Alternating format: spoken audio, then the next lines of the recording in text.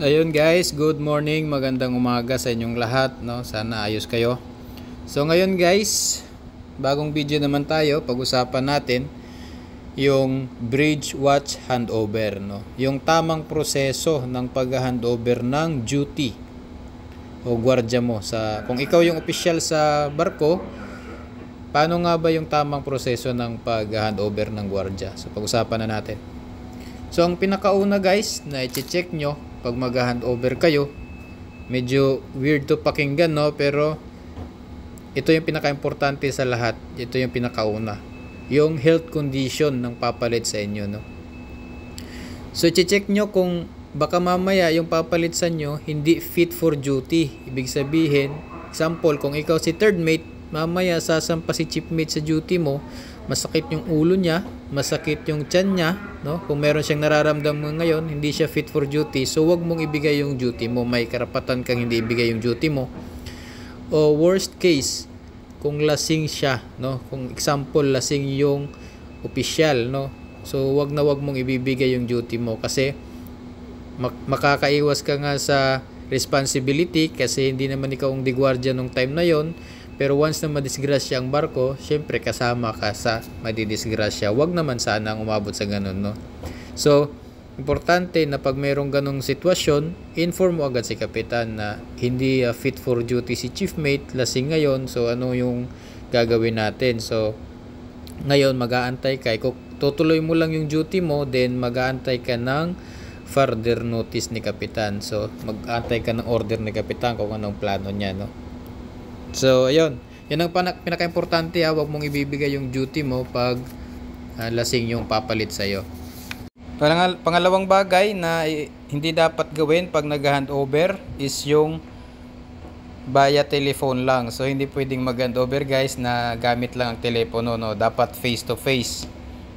Tapos, isa pa sa hindi dapat gawin is yung mag-handover kayo na may malaking course alteration, no, or merong maneuvering na nangyayari. So importante din yon kasi example doon sa may Singapore Strait, no, may malaking alteration doon sa mga depth drop vessel na yung dulo nun is bahura. So dapat hindi kayo mag-relievo unless maibalik nyo sa tamang course ang inyong barko kasi delikado yon, no. Mas maigi na yung safe kayo bago mag-handover.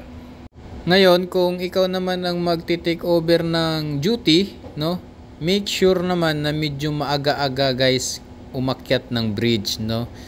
Bakit? Kasi yung utak naman natin hindi naman agad yan makakapag-perform na maayos pagkaakyat ka ng bridge, eh. So i-adapt mo pa yung sitwasyon, especially kung traffic, no. Example sa China, no, maraming fishing boat. So hindi kailangan, ma-adapt mo muna yung sitwasyon, ma-adjust mo muna yung utak mo. At saka sa gabi naman, yung mata mo, no? So mag-a-adjust pa yon pagkapasok mo kasi medyo madilim sa bridge. Galing ka sa kabina mo, maliwanag. Then pag akyat mo sa bridge, sobrang dilim. So mag-a-adjust lahat yung mata mo at saka syempre yung para makapag-perform tayo ng maayos. At least mga 15 to 10 minutes, okay na yon. Basta at merong sapat na oras na makapag-adjust tayo, no? Kasi nangyayari to guys sa mga sanay na, no, hindi na talaga nila ginagawa to. Yan talaga ang tunay nangyayari. So reminder din to sa kanila, kahit mga sanay na tayo, no, sa bridge, at least sinusunod pa rin natin to kahit paano, especially pag traffic. Ngayon, pag ikaw naman ang ha-handover, no, make sure naman na sasabihin mo sa kanila kung merong mga pagbabago, no. Example is yung passage plan, no. So kung merong mga pagbabago sa passage plan ni Segundo, kailangan ma-inform mo yung sunod na digwardya, no? Especially sa mga no-go area na concerning, no, sa ating ruta. So kailangan ma-inform sila. Sunod is yung mga target sa radar or ARPA. So merong mga cases kasi na yung mga fishing boys sa gabi, may mga ilaw sila pero hindi natin nakikita sa radar, no. Kailangan ma-inform din sila yung mga maliliit na bangka na hindi nakikita sa radar.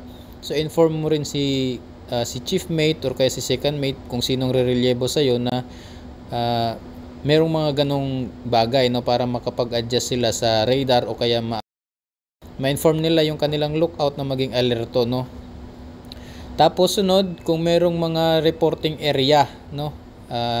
Especially doon sa Singapore Street, no, maraming reporting area doon kung nakapag-report na sila o kailangan may parating silang mga reporting area, no.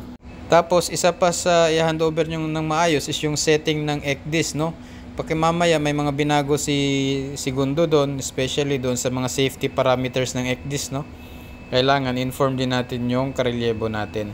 Tapos about naman sa makina, yung duty engineer. So dapat at least man lang alam mo rin sa gwardiya mo kung sino yung duty engineer ng time ng gwardiya mo, kasi mamaya biglang gumamit kayo ng makina o kaya magkaroon ng mga problema sa makina, may mga alarma. So alam nyo kung sino yung tatawagan nyo, no.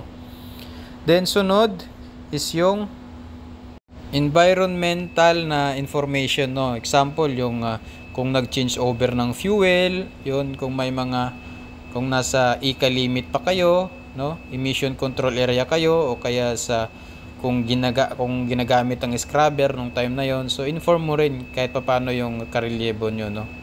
Tapos sa susunod naman yung mga operational information, yung mga nangyayari sa example sa kubyerta, kung nagwa-washing sila ng cargo hold, no, o kaya nagbabalasting or nagdidebalasting si chief mate, yan. Inform mo lang yung sunod mo na karelyebo, no. Tapos yung pag sa puerto naman, yung tide, no, kung pa-high tide tayo, no, pag ganun, kasi yung para yung mga lubid ma-adjust ng maayos ng AB, ma-inform mo yung AB na pa-high tide na tayo, paki-adjust ng maayos yung lubid, yan, ganun.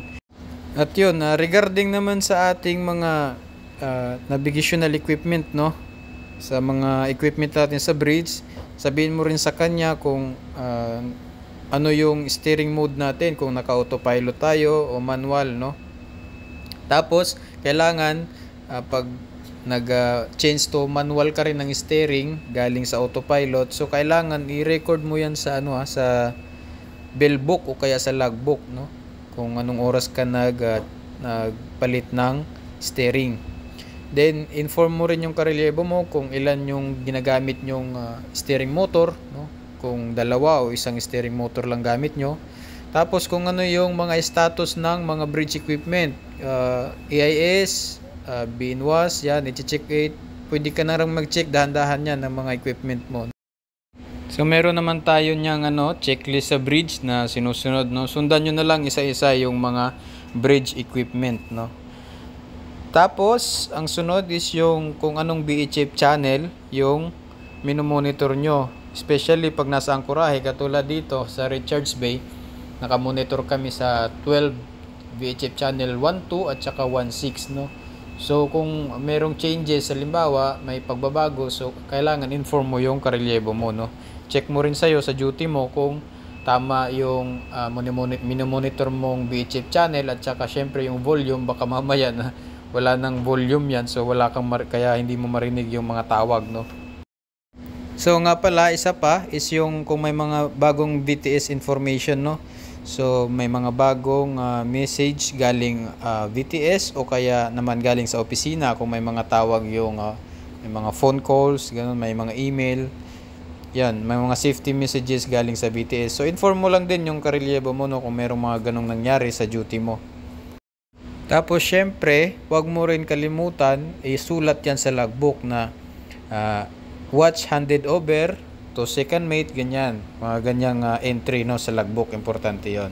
Tapos syempre with signature yon. So yun guys, yun lang yung mga tips natin, no, paano magkaroon ng proper bridge watch handover, no. So hindi lang tong video na to, hindi lang actually to para sa mga baguhan, ito ay isa rin sa pointers para sa mga sanay na, kasi minsan nakakaligtaan natin yung mga maliliit na bagay, no. So yan lang muna yung video natin sa ngayong araw na to. Maraming salamat sa laging nanonood sa atin, at kita-kits ulit tayo guys sa mga susunod nating video. Thank you.